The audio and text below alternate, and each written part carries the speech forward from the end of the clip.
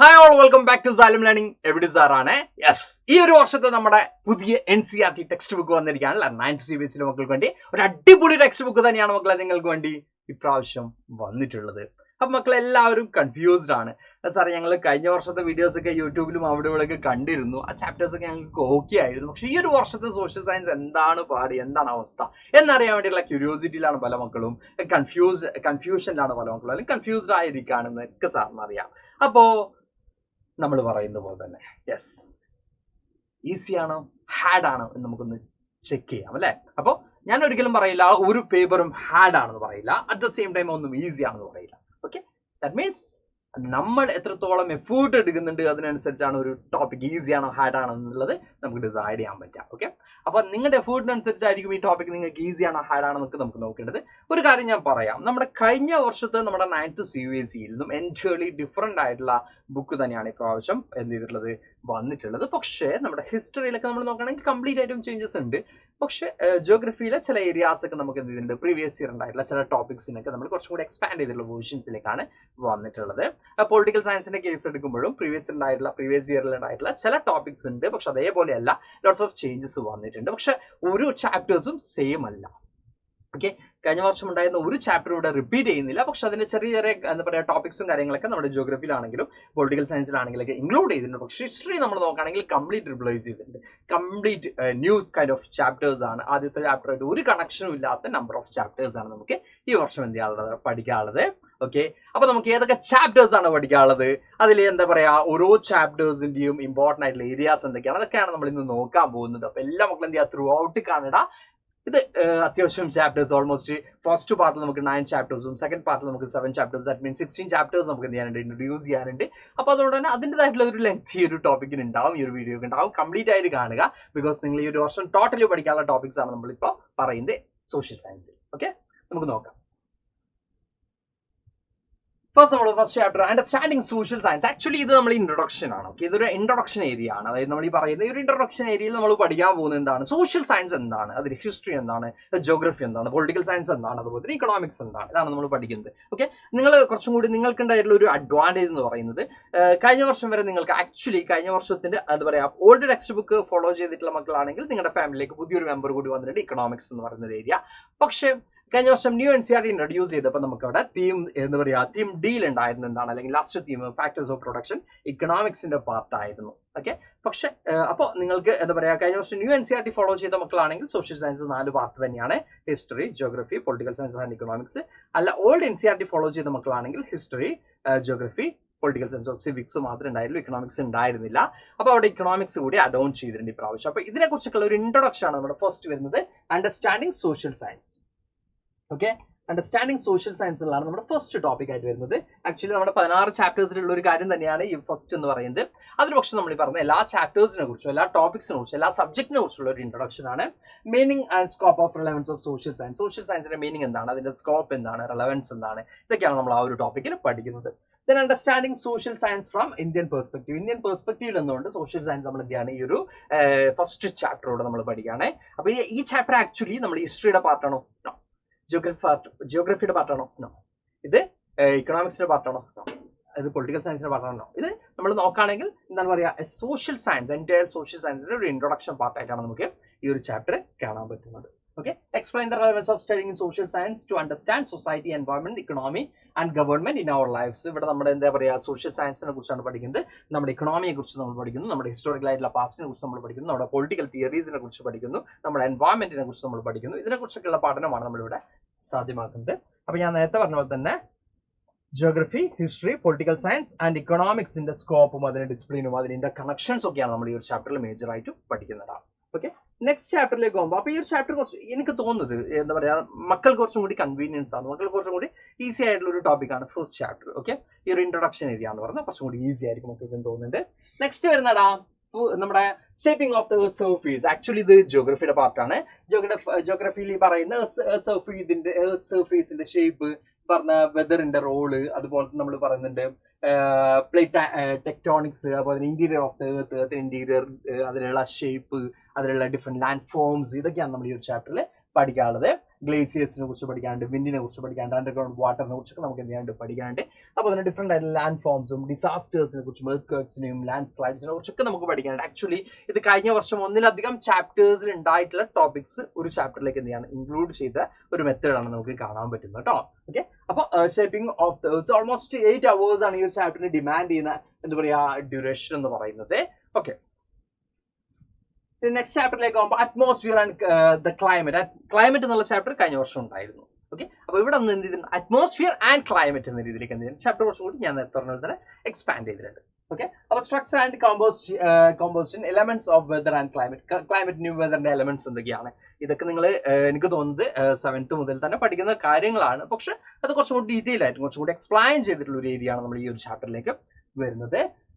ഇന്ത്യയിലെ seasons, monsoons, climate changes, flood, എന്താ പറയാ കാർബൺ ഫുട് പ്രിന്റ്, ഇതൊക്കെയാണ് നമ്മൾ ഈ ഒരു ചാപ്റ്ററിൽ മേജർ ആയിട്ട് പഠിക്കാനുള്ളത്.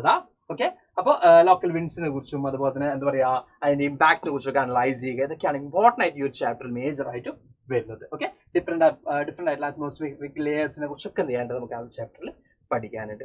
അതും ജിയോഗ്രഫിയുടെ സൈഡാണ്. ദെൻ ഏർലി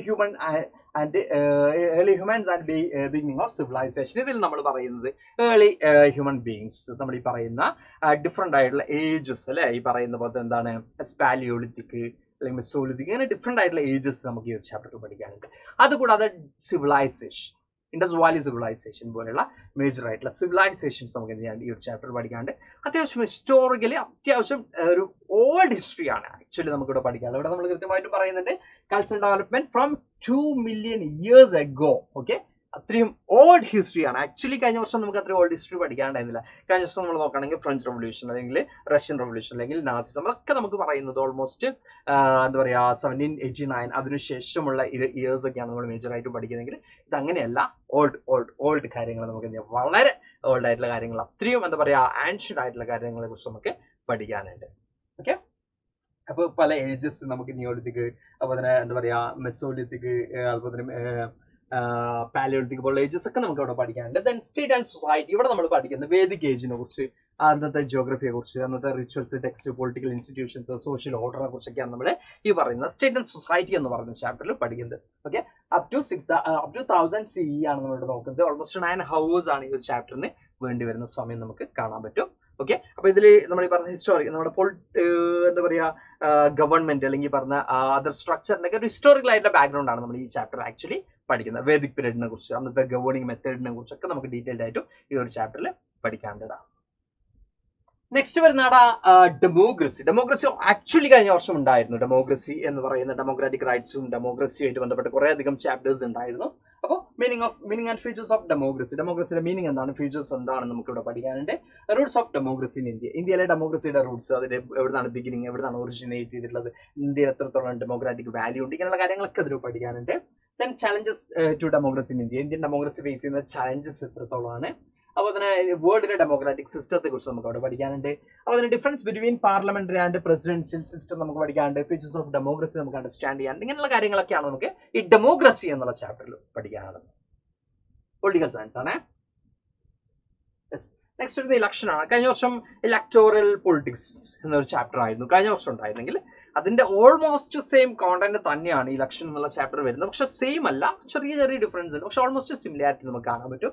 അപ്പോൾ എന്താ പറയുക ഫാക്ടേഴ്സ് ഓഫ് ഇമ്പോർട്ടൻസ് ഓഫ് ഇലക്ഷന്റെ ഇമ്പോർട്ടൻസിനെ കുറിച്ച് നമുക്ക് കഴിഞ്ഞ വർഷം പഠിക്കാനുണ്ടായിരുന്നു. ഇലക്ടോറൽ സിസ്റ്റം നമുക്ക് കഴിഞ്ഞ വർഷം ഡീറ്റെയിൽ ആയിട്ട് പഠിക്കാനുണ്ടായിരുന്നു. Then delimitation commission, then election commission of India and its role, then constituency electoral roles, then enumerators, then party systems in India. ഇത് ഓൾമോസ്റ്റ് ഇലക്ഷൻ കമ്മീഷൻ ആണെങ്കിലും ഇലക്ടോറൽ സിസ്റ്റം ആണെങ്കിലും അല്ലെങ്കിൽ നമ്മൾ ഈ പറഞ്ഞ കോൺസ്റ്റിറ്റ്യുവൻസി ആണെങ്കിലും ഒക്കെ നമുക്ക് കഴിഞ്ഞ വർഷം പഠിക്കാനുണ്ടായിരുന്ന ടോപ്പിക്സ് തന്നെയാണ്. അപ്പോൾ ഇതൊക്കെയാണ് നമ്മൾ ഈ ഒരു ചാപ്റ്റർ മേജർ ആയിട്ടും പഠിക്കുക. പൊളിറ്റിക്കൽ സയൻസ് ആട്ടോ. Okay,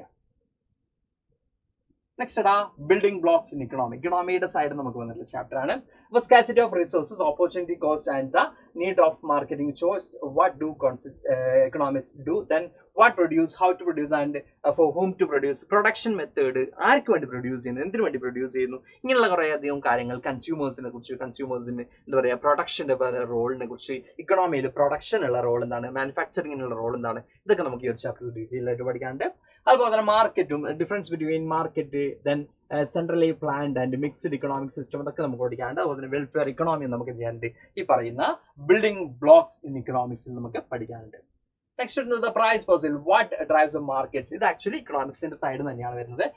law of demand and supply ആണ് ഇവിടെ നമ്മൾ പറയുന്നത്. റിയൽ വേൾഡ് എന്താ പറയുക deviation from text book theory in the case necessities, luxury goods, അതുപോലെ പെരിഷബിൾ ഐറ്റംസ്, എക്സ്പെക്ടേഷൻസ്, ഇങ്ങനെ കുറെ അധികം കാര്യങ്ങളാണ് ആക്ച്വലി നമ്മൾ ഈ മാർക്കറ്റ് റിലേറ്റഡ് ആയിട്ടുള്ള കാര്യങ്ങളാണ് ഈ ഒരു ചാപ്റ്ററിൽ പഠിക്കാനുള്ളത്.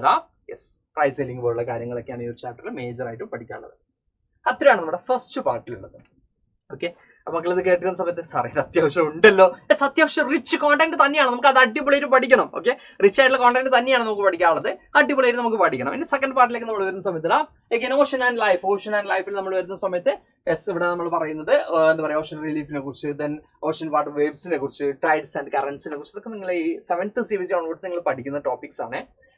Then marine resource and their സിഗ്നിഫിക്കൻസിനെ കുറിച്ച്, എന്താ പറയുക അത് ഹ്യൂമൻ ബീങ്സ് ഉണ്ടാക്കുന്ന ഇൻഫ്ലുവൻസിനെ കുറിച്ച്, അതുകൂടാതെ സൈക്ലോൺസ്, സുനാമി പോലുള്ള ഡിസാസ്റ്റേഴ്സിനെ കുറിച്ച്, അപ്പോൾ അതിന് ഇന്റർനാഷണൽ മാരിടൈം റൂൾസ് ആൻഡ് റെഗുലേഷൻസിനെ കുറിച്ചൊക്കെ നമുക്ക് എന്ത് ചെയ്യാൻ ഈ ഒരു ചാപ്റ്റർ പഠിക്കാം. ഓഷൻ ആൻഡ് ലൈഫിൽ അടിപൊളി ചാപ്റ്റർ തന്നെയാണ് ഓഷൻ ആൻഡ് ലൈഫ് എന്ന് പറയുന്നത്. ഓഷൻ എത്രത്തോളം ഹ്യൂമൻ ബീങ്സിന് ഹെൽപ്ഫുൾ ആവുന്നുണ്ട്, എത്രത്തോളം ത്രെട്ടൻ ആവുന്നുണ്ട്, ഇതൊക്കെ നമ്മൾ ഡീറ്റെയിൽഡ് ആയിട്ട് ഈ ഒരു ചാപ്റ്ററിൽ പഠിച്ചു പോടാം. ഓക്കെ, നെക്സ്റ്റ് വരുന്നത് ലൈഫ് ഓൺ എർത്ത് ആണ്. ഇത് ആക്ച്വലി ജിയോഗ്രഫിയുടെ സൈഡ് തന്നെയാണ് വരുന്നത്, ലൈഫ് ഓൺ എർത്ത് വരുന്നത്. അപ്പോൾ നമ്മുടെ ബയോംസ് അല്ലെങ്കിൽ distribution and characteristics, biosphere reserves in India, അതുപോലെ ഫോറസ്റ്റ് ആൻഡ് ഇക്കോ ടൂറിസം, അതുപോലെ തന്നെ forest and wildlife conservation, government efforts to support the forest developers, ഇതൊക്കെയാണ് നമ്മൾ ഈ ചാപ്റ്ററിൽ ഫോറസ്റ്റ് റിലേറ്റഡ് ആയിട്ടുള്ള കുറേ അധികം കാര്യങ്ങൾ, അവിടെയുള്ള ബയോഡൈവേഴ്സിറ്റിനെ കുറിച്ചൊക്കെ നമുക്ക് എന്ത് ചെയ്യാൻ ഡീറ്റെയിൽഡ് ആയിട്ട് ലൈഫ് ഓൺ എർത്ത് എന്ന് പറഞ്ഞ ചാപ്റ്ററിൽ പഠിക്കാനായിട്ട്. നെക്സ്റ്റ് വരുന്നത് ബിൽഡിങ്ങിന് റെസിലിയന്റ് ഇന്ത്യ ആണ്, ഹിസ്റ്ററി ആണ് ആക്ച്വലി വരുന്നത്. 1000 to 1700 CE ആണ് നമുക്ക് കാണാൻ വരുന്നത്. Safeguarding sovereignty, resistance, alliance and confederation, development of art and architecture, language and literature, then Bhakti ട്രഡീഷനെ കുറിച്ച് പഠിക്കാനുണ്ട്, ഫോർട്സിനെ കുറിച്ചും ഫോർട്ടിഫിക്കേഷനെ കുറിച്ച് നമുക്ക് പഠിക്കാനുണ്ട്, ആർട്ടിനെ കുറിച്ച് പഠിക്കാനുണ്ട്, ഭക്തി മൂവ്മെന്റ്, ഇങ്ങനെയുള്ള കാര്യങ്ങളൊക്കെയാണ് ഈ ഒരു ചാപ്റ്ററിൽ. പക്ക ഹിസ്റ്റോറിക്കൽ ആയിട്ടുള്ള കാര്യങ്ങളാണ് ഈ ഒരു ചാപ്റ്ററിലുള്ളത്. അത്യാവശ്യം ലെങ്തി ആയിട്ടുള്ള ഒരു ഏരിയ തന്നെയാണ് നമുക്ക് കാണാൻ പറ്റും. 9 hours ആണ് ടോട്ടല് ഡ്യൂറേഷൻ വരുന്നത്. ഓക്കെ, ഡിഫറെന്റ് ആയിട്ടുള്ള സിവിലൈസേഷനെ കുറിച്ചൊക്കെ അതിൽ വരുന്നുണ്ട്. ഇതിൽ ഇന്ത്യ ആൻഡ് ദ വേൾഡ് ആണ് നമ്മൾ വരുന്നത്. India and the world first എന്താ പറയുക 1900 to BC to 1200 BC വരെയുള്ളതാണ്. ഓൾമോസ്റ്റ് 8 hours മാത്രമാണ് ഈ ചാപ്റ്റർ നമുക്ക് ഡ്യൂറേഷൻ ആയിട്ട് വരുന്നത്. Trade and commerce with Mesopotamia, Greece, Roman Empire, China and South East Asia, ancient ട്രേഡിനെ കുറിച്ച് നമുക്ക് പഠിക്കാനുണ്ട്. ആൻഷ്യൻ ട്രേഡ് എത്രത്തോളം ഈ ഓരോ എന്താ പറയുക നമ്മുടെ നേഷന്റെ ഗ്രോത്തിനെ കുറിച്ച്, അന്നത്തെ ഗ്ലോബലൈസേഷൻ പ്രോസസ്സിനെ കുറിച്ച് ഒക്കെ നമുക്ക് ഈ ഒരു ചാപ്റ്ററിൽ ഡീറ്റെയിൽ ആയിട്ട് പഠിക്കേണ്ടത്. നമ്മൾ ഈ പറഞ്ഞ മോഡേൺ ഗ്ലോബലൈസേഷൻ വരുന്നതിന് മുമ്പ് തന്നെ ഗ്ലോബലൈസേഷൻ എക്സിസ്റ്റ് ചെയ്തിരുന്നു എന്നുള്ള കോൺസെപ്റ്റ് ഒക്കെയാണ് നമ്മൾ ഈ ചാപ്റ്ററിൽ മേജർ ആയിട്ടും പഠിക്കുന്നത്. Then cultural connections, interactions, Greece, Roman, Central Asia, China and influence in South East ഏഷ്യയിൽ ഉണ്ടാക്കിയിട്ടുള്ള ഇൻഫ്ലുവൻസ് ഈ നേഷൻസ് ഒക്കെ. അതുപോലെ തന്നെ Indian knowledge systems like medicine, mathematics, astronomy, അതുപോലെ തന്നെ എന്താ പറയാ മെഡിസിൻ, റിലീജിയൻ ഒക്കെ ഉണ്ടാവും, എത്രത്തോളം നോളജ് ഉണ്ടായിരുന്നു ഈ കാലഘട്ടത്തിൽ ജനങ്ങൾക്ക്, ഇതൊക്കെയാണ് നമ്മൾ ഈ പറഞ്ഞ ഇന്ത്യ ആൻഡ് ദ വേൾഡ് എന്ന് പറഞ്ഞ ചാപ്റ്റർ പഠിക്കാനുള്ളത്. ഹിസ്റ്ററി ആണ്. നെക്സ്റ്റ് വരുന്നത് അതോറിറ്റിയിൽ നമുക്ക് പഠിക്കാനുള്ളതാ ദ റൂൾസ് ഓഫ് അതോറിറ്റി. അവിടെ നമ്മൾ നോക്കുകയാണെങ്കിൽ കൗടില്യ ഈ പറഞ്ഞ പോലെ തന്നെ എന്താ പറയുക കൗടില്യയുടെ കാലഘട്ടത്തെ കുറിച്ച് നമുക്ക് പഠിക്കാനുണ്ട്. അതുപോലെ അർത്ഥശാസ്ത്ര പോലുള്ള കാര്യങ്ങളൊക്കെ പഠിക്കാനുണ്ട്. അതുപോലെ constitution status of justice and security, since ancient ടൈമിൽ തന്നെ ഈ പറയുന്ന ജസ്റ്റിസ്, സെക്യൂരിറ്റി പോലുള്ള കോൺസെപ്റ്റ്, അതിന്റെ കോൺസ്റ്റിറ്റ്യൂഷൻ സ്റ്റാറ്റസ്, ഇതൊക്കെ നമുക്ക് ഡീറ്റെയിൽഡ് ആയിട്ട് പഠിക്കാനുണ്ട്. അപ്പോൾ അതിന് എന്താ പറയുക role of citizen with elections and the democratic institution, types of authority, functions, then sensitive and welfare oriented. അതിൽ നമ്മൾ പറയുന്നത് എസ്പെഷ്യലി ആൻഷ്യൻ ടൈമിൽ ഉണ്ടായിട്ടുള്ള അതോറിറ്റിയെ കുറിച്ചാണ് നമുക്ക് പഠിക്കാനുള്ളത്. അഡ്മിനിസ്ട്രേറ്റീവ് സിസ്റ്റത്തെ കുറിച്ചാണ് പഠിക്കാനുള്ളത്. അന്നത്തെ ഉണ്ടായിട്ടുള്ള ഡിഫറെന്റ് ഓർഗൻസ് ഓഫ് ഗവൺമെന്റ് ഒക്കെ ഡീറ്റെയിൽ ആയിട്ട് നമുക്ക് ഈ ഒരു ചാപ്റ്ററിൽ പഠിച്ചെടുക്കാനുണ്ട്.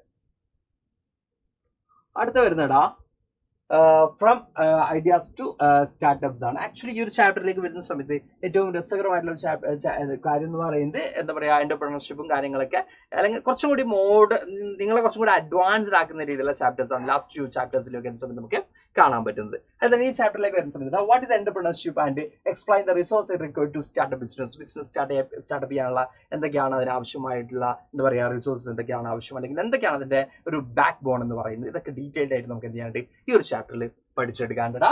അതുപോലെ നമുക്ക് കാണാൻ പറ്റും creative restrictions with examples and case studies of successful എന്റർപ്രണേഴ്സിനെ കുറിച്ചുള്ള കേസ് സ്റ്റഡീസ് പഠിക്കാനുണ്ട്. അതിൽ തന്നെ നമ്മൾ കുറച്ചും കൂടി ഇൻഫ്ലുവൻസ്ഡ് ആവുന്നത്, നിങ്ങൾ കുറച്ചും കൂടി റോൾ മോഡൽസ് ആക്കേണ്ട കുറേ അധികം ആളുകളെ കുറിച്ചൊക്കെ അവരുടെ മക്കൾക്ക് എന്ത് ചെയ്യാണ്ട് അടിപൊളിയായിട്ട് പഠിക്കാനുണ്ട്. അതുപോലെ അക്കൗണ്ടിങ് കോൺസെപ്റ്റിനൊക്കെ ബേസിക്സ് നമുക്ക് പഠിക്കാനുണ്ട്. ബിസിനസ് പ്ലാൻസിനെ കുറിച്ചൊക്കെ നമുക്ക് ഈ ഒരു ചാപ്റ്ററിൽ പഠിക്കാനുണ്ട്. ഇതിന്റെ ലാസ്റ്റ് ചാപ്റ്ററിലേക്ക് നമ്മൾ നോക്കുന്ന സമയത്ത് smart ways to manage your finance. അതിൽ എസ്പെഷ്യലി ഞാൻ പറഞ്ഞ പോലെ തന്നെ മോഡേൺ ടൈമിലേക്ക് വരുന്ന സമയത്ത് കുറച്ചും കൂടി അഡ്വാൻസ്ഡ് ലെവലാണ് നമ്മുടെ ഇക്കണോമിക്സിൽ ഈ ഒരു ചാപ്റ്ററിൽ കാണാൻ പറ്റുന്നത്. അതായത് relevance of personal financial management in daily ലൈഫിൽ നമ്മൾ എത്രത്തോളം ഫിനാൻഷ്യൽ മാനേജ്മെന്റ് നടത്തണം എന്നുള്ള കാര്യങ്ങൾ, പിന്നെ inflation and it's impact of purchasing power, then simple versus compound interest rates, budgeting, ഇങ്ങനെയുള്ള കാര്യങ്ങളൊക്കെ നമുക്ക് പഠിക്കാനുണ്ട്. ഓക്കെ, അപ്പോൾ ഇത് ഇത്രയാണ് നമുക്ക് എന്ത് ചെയ്യാനുള്ളത് പഠിക്കാനുള്ളത് കേട്ടോ. ഓക്കെ, അപ്പോൾ പേഴ്സണൽ ഇൻകം ടാക്സിനെ കുറിച്ച് നമുക്ക് പഠിക്കാനുണ്ട്. Deposit, fixed deposit, stock system, mutual funds, ഇങ്ങനെയുള്ള കാര്യങ്ങളൊക്കെ അല്ലേ ഇപ്പോൾ കുറച്ചും കൂടി മോഡേൺ ആയിട്ടുള്ള ടൈമിലുള്ള ഈ കാര്യങ്ങളെ കുറിച്ചൊക്കെ നമുക്ക് ഈ ഒരു ചാപ്റ്ററിൽ പഠിക്കാനുണ്ട്. അപ്പോൾ ഇത്രയും ചാപ്റ്റേഴ്സ് ആണ്. ദാറ്റ് മീൻസ് 9+7 ടോട്ടൽ 16 ചാപ്റ്റേഴ്സ് ആണ് ഈ 2 ബുക്കിലായിട്ടുള്ളത്. അപ്പോൾ ഓൾമോസ്റ്റ് നമുക്ക് history, geography, political science and economics ആയിട്ട് അത്യാവശ്യം കോണ്ടന്റ് റിച്ച് ആയിട്ടുള്ള ചാപ്റ്റേഴ്സ് തന്നെയാണ് മക്കൾക്ക് ഈ വർഷം പഠിക്കാനുള്ളത്. സാറേ, ഇത്രയും ചാപ്റ്റേഴ്സ് എങ്ങനെ പഠിച്ചെടുക്കും ഈ ഒരു ഇയർ എന്നുള്ള ചെറിയൊരു കൺഫ്യൂഷനിലായിരിക്കും എൻ്റെ മക്കളെ. അടിപൊളിയായിട്ട് മക്കൾ പഠിക്കണം. കൃത്യമായിട്ടും ടൈം ടേബിൾ പ്രിപ്പയർ ചെയ്യണം. ഓരോ ഡേ ഓരോ സബ്ജക്റ്റിന് അല്ലെങ്കിൽ പറയുന്ന ഓരോ ഡേ ഓരോ ടോപ്പിക്കിനെ കുറച്ചും കൂടി ടൈം എന്ത് ചെയ്യുക കണ്ടെത്തുക. അതുപോലെ തന്നെ ഒരിക്കലും ടൈം നിങ്ങളൊരു ഡേ ഇത്ര ടൈം പഠിക്കുക എന്നതിന് പകരം ഇത്ര ടോപ്പിക്ക് പഠിച്ച് കംപ്ലീറ്റ് ചെയ്യുക എന്നൊരു എയിമിലേക്ക് മക്കൾ പോവുക. അത് കൃത്യമായി ചെയ്യുക എന്നുള്ളതാണ്. ഇത്ര ടോപ്പിക്ക് എനിക്ക് ഇന്ന ഡേ ഇത്ര ടോപ്പിക്കാണ് കംപ്ലീറ്റ് ചെയ്യാൻ പറ്റുക, ഇത്ര ടൈം ഞാൻ പഠിക്കും, 7 to 8 ഞാൻ പഠിക്കും എന്നുള്ളതല്ല. 7 to maybe 8:30 ആവാം, 7 to 7:40 തന്നെ കംപ്ലീറ്റ് ആവാം. ഒരു ടോപ്പിക്ക് ഞാൻ എന്ത് ചെയ്യും, ഈ ടോപ്പിക്ക് ഞാൻ ഇന്ന് കംപ്ലീറ്റ് ചെയ്യുന്ന ഒരു എയിമോട് കൂടി എന്ത് ചെയ്യാം മക്കളെ പഠിക്കുക. ഫസ്റ്റ് ഡേ ഓൺവേർഡ്സ് മക്കൾ എന്ത് ചെയ്യുക പഠിച്ചു തുടങ്ങാം. ഇനി മക്കളെ ഹെൽപ്പ് ചെയ്യാൻ നമ്മളെ സൈലം എന്ത് ചെയ്യാൻ പറ്റും എന്ന് ചോദിക്കുകയാണെങ്കിൽ നമ്മുടെ സൈലത്തിൽ മക്കൾക്ക് എല്ലാവർക്കും അറിയുന്ന ഒരു കാര്യം തന്നെയാണ് നമ്മുടെ നിഞ്ച ബാച്ച്. യെസ്, നമ്മുടെ 9 CBSE മക്കൾക്ക് വേണ്ടി സൈലം പ്രൊവൈഡ് ചെയ്യുന്ന ഓൺലൈൻ ബാച്ചാണ് നിഞ്ച ബാച്ച് എന്ന് പറയുന്നത്. ഇതിനെക്കുറിച്ച് മക്കൾക്ക് എല്ലാവർക്കും അറിയുന്നത് തന്നെയാണ്. ഇപ്പോൾ 10% ഓഫറോട് കൂടി മക്കൾക്ക് ചെയ്യാൻ പറ്റും, ഈ ഒരു ബാച്ചിൽ ജോയിൻ ചെയ്യാൻ പറ്റും. ഒട്ടനവധി ഫീച്ചേഴ്സ് ആണ്. ഡെയിലി ലൈവ് ക്ലാസ്സസ് ഉണ്ട്, DBBs ഉണ്ട്, സ്ലൈഡ്സ് ഉണ്ട്, പ്രീമിയം നോട്ട്സ് ഉണ്ട്, റെക്കോർഡ് വീഡിയോസ് ഉണ്ട്, ഇൻസ്റ്റാളർ ഉണ്ട്, day examination, chapter wise examination, module examination, model examination, ഇങ്ങനെ ഒട്ടനവധി ഫീച്ചേഴ്സ് ആണ് നമ്മുടെ ബാച്ചിലുള്ളത്. നമ്മൾ ഇപ്രാവശ്യം നമ്മുടെ നിഞ്ച ബാച്ചിനെ 3 പ്ലാനുകളായിട്ട് നമ്മൾ എന്ത് ചെയ്തിട്ടുണ്ട്, ഡിവൈഡ് ചെയ്തിട്ടുണ്ട്. ആ പ്ലാനുകൾ കൂടി മക്കൾക്ക് ഒന്ന് കാണിച്ചു തരാം. എൻ്റെ സാർ ക്ലാസ് വൈൻഡപ്പ് ചെയ്യാം. യെസ്, പ്ലാനുകളിലേക്ക് നമ്മൾ പോകുന്ന സമയത്ത് 3 മെയിൻ ആയിട്ടുള്ള പ്ലാനുകളാണ് നമുക്കിവിടെ കാണാൻ പറ്റുന്നത്. Base plan, infinity plan and infinity pro plan ആണ് നമുക്ക് കാണാൻ പറ്റുന്നത്. അതിൽ ബേസ് പ്ലാൻ എന്ന് പറയുമ്പോൾ നേരത്തെ ഞാൻ പറഞ്ഞ പോലെ തന്നെ എന്തൊക്കെ ഉണ്ടടാ, യെസ്, ഡെയിലി ലൈവ് ക്ലാസ്സസ് ഉണ്ട്, നോട്ട്സ് അവൈലബിൾ ആയിരിക്കും, DPP ടെസ്റ്റ് ഉണ്ടാവും, ഇൻ ആപ്പ് കമ്മ്യൂണിറ്റി, നിങ്ങൾക്ക് ആപ്പിൽ എന്ത് ചെയ്യാൻ പറ്റും, കമ്മ്യൂണിക്കേറ്റ് ചെയ്യാൻ പറ്റും, നമ്മളുമായിട്ട് എന്ത് ചെയ്യാൻ പറ്റും, യെസ്, ഡിസ്കസ് ചെയ്യാനൊക്കെ പറ്റും എന്നുള്ളതാണ്. ടോപ്പിക് വൈസ് റിവിഷൻ ടെസ്റ്റ് ഉണ്ടാവും, then revision test, question paper discussion, ഇതൊക്കെയാണ് നമ്മുടെ ബേസ് പ്ലാനിൽ നിങ്ങൾക്ക് വേണ്ടി പ്രൊവൈഡ് ചെയ്യുന്നത്. ദെൻ നമ്മുടെ പേൾ റെക്കോർഡഡ് വീഡിയോസ് വരുന്നത് ഇൻഫിനിറ്റി പ്ലാനിലാണ് നമുക്ക് കാണാൻ പറ്റും. അതുപോലെ തന്നെ ഇൻസ്റ്റാഗ്രാം മൈൻഡ് മാപ്പ് പോലുള്ള മെറ്റീരിയൽസ് വരുന്നത് ഇൻഫിനിറ്റി പ്ലാനിലാണ്. അതുപോലെ തന്നെ ഇതിൽ ചില മക്കളെങ്കിലും ഫാൽക്കൺ ബാച്ചിന്റെ ഭാഗമായിരിക്കും. എന്താ പറയുക, എൻട്രൻസ് അല്ലെങ്കിൽ പറയുന്നത് തന്നെ കുറച്ചും കൂടി എന്താ പറയുക കോമ്പറ്റേറ്റീവ് എക്സാമിനേഷൻ ഒക്കെ ചെയ്താൽ വേണ്ടി ചെറിയ ക്ലാസ്സിൽ തന്നെ പ്രിപ്പയർ ചെയ്യുന്ന മക്കളുണ്ടെങ്കിൽ അവർക്ക് വേണ്ടിയുള്ളതാണ് നമ്മുടെ ഫാൽക്കൺ ബാച്ച് എന്ന് പറയുന്നത്. ഫാൽക്കൺ ബാച്ചോട് കൂടിയുള്ള ബാച്ചാണ് നമുക്ക് ഇൻഫിനിറ്റി പ്രോ എന്ന് പറയുന്നത്. അപ്പോൾ നമ്മൾ 3 പ്ലാനുകളാണ്. ബേസ് പ്ലാൻ നമ്മൾ ഈ പറഞ്ഞ പോലെ തന്നെ എന്തൊക്കെയാണ് റിവിഷൻ ടെസ്റ്റ് വരെയുള്ള കാര്യങ്ങൾ അതിലുണ്ട്. ദെൻ പേൾ വീഡിയോസും ഇൻസ്റ്റാഗ്രാമും വരുന്നത് ഇൻഫിനിറ്റി പ്ലാനിലാണ്. ദെൻ ഇൻഫിനിറ്റി പ്രോയിലാണ് നമുക്ക് അഡീഷണൽ ആയിട്ട് ഫാൽക്കൺ ആക്സസ് കൂടി എന്ത് ചെയ്യുന്നത് കിട്ടുന്നത്. ഇത്രയും ഒട്ടനവധി ഫീച്ചേഴ്സ് ഉള്ള ഈ ബാച്ചിലേക്ക് പെട്ടെന്ന് മക്കൾ എന്ത് ചെയ്യുക, ജോയിൻ ചെയ്യുക. നിങ്ങൾക്ക് കൺവീനിയൻസ് ആയിട്ടുള്ള ബാച്ചിലേക്ക് എന്ത് ചെയ്യുക മക്കൾ നോക്കി ജോയിൻ ചെയ്യുക. അപ്പോൾ അടിപൊളിയായിട്ട് നമുക്ക് ഈ വർഷം സോഷ്യൽ സയൻസ് സെറ്റ് ആക്കാനുണ്ട്. അപ്പോൾ എല്ലാ മക്കളും എന്ത് ചെയ്യുക, അടിച്ചു കയറി വാ, നമുക്ക് അടിപൊളിയായിട്ട് എന്ത് ചെയ്യാം പഠിച്ചു പോവാം. അടുത്ത വീഡിയോയിൽ വീണ്ടും കാണാം. Thank you all, by.